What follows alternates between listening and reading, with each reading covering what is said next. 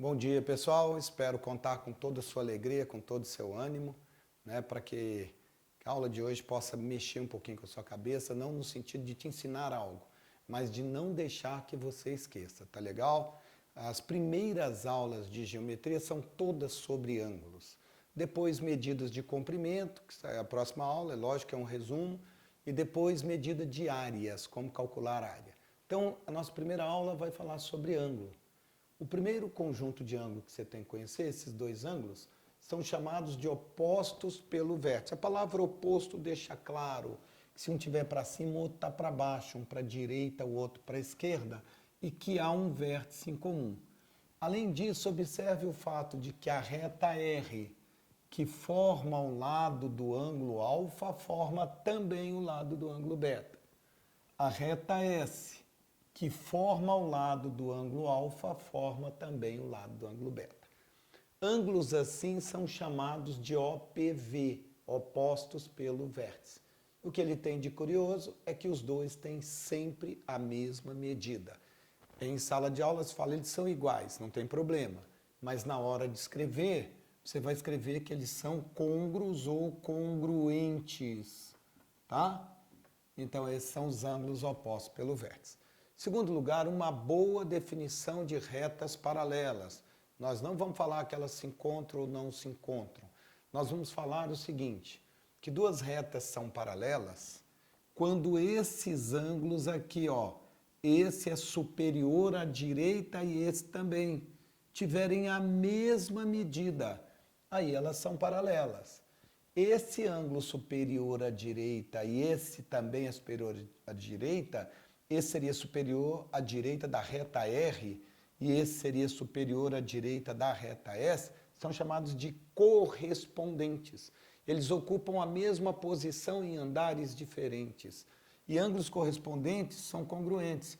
Então, eu te dei um par aqui, ó, o A com o F.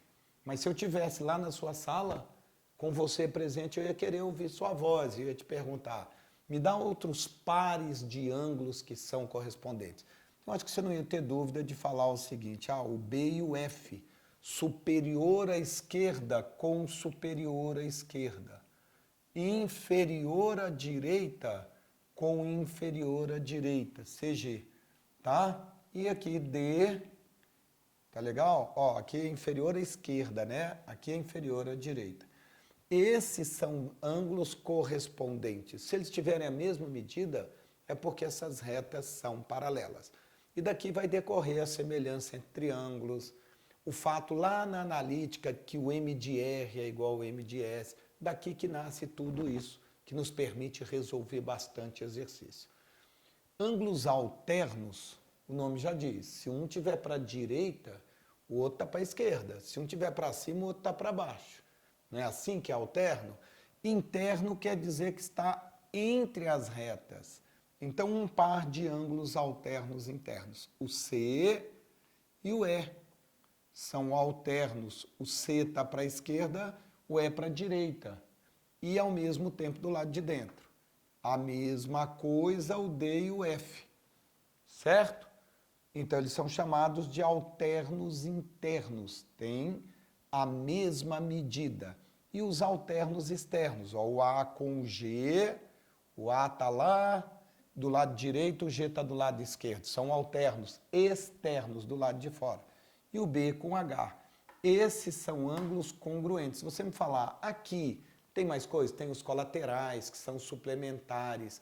Mas nesse momento eu quero que você encontre os congruentes para desembocar em semelhança entre triângulos.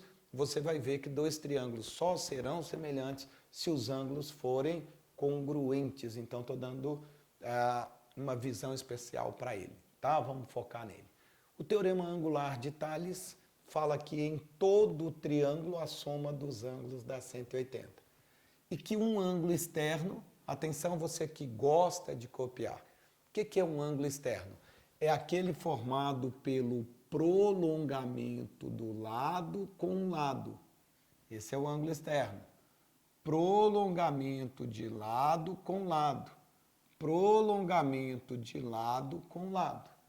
Esse é o ângulo externo. O ângulo externo, ele vale a soma de dois internos que não encostam nele. A gente fala bonitinho, a gente fala assim, ó, o ângulo externo é a soma de dois, o ângulo externo é a soma de dois internos não adjacentes a ele. Então, o externo de A é B mais C. O externo de B é A mais C, não pode encostar no ângulo. O externo de C é A mais B, ok? E lembrar que um triângulo isósceles possui dois lados iguais, congruentes, né, de mesma medida, e os ângulos da base são iguais. E um triângulo equilátero, os três lados são iguais. Olha, só um detalhe aqui, base para nós não tem nada a ver com chão. Base é o lado de medida diferente, ele pode até estar no teto, ok? Se a medida dele for diferente das outras duas, ele é a base. Os ângulos que tocam na base são iguais.